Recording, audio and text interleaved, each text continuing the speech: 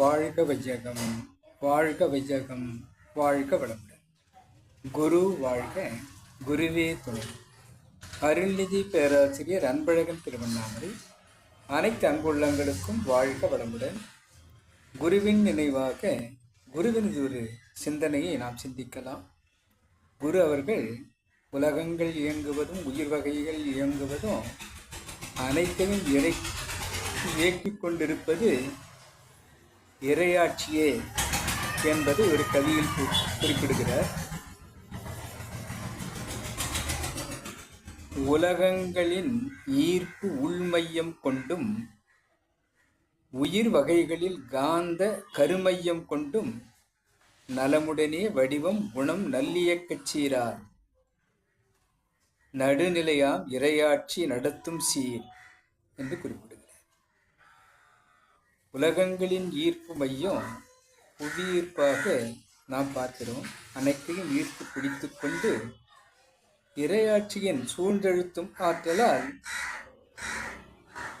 பூமியை சுழற்றி விட்டு கொண்டு இயங்குவதையும் உலகங்களின் ஈர்ப்பு உள்மையம் என்று குறிப்பிடுகிறார். உயிர் வகைகளில் காந்த கருமையம் கொண்டும் உயிர் வகை அத்தனையும் இதேபோல் காந்த சுழற்சியால் உள்ளே ஒரு மையத்தை வைத்துக்கொண்டு அந்த மையம் கருமையம் என்பதாக இயங்குவதை நாம் கவனிக்கலாம்.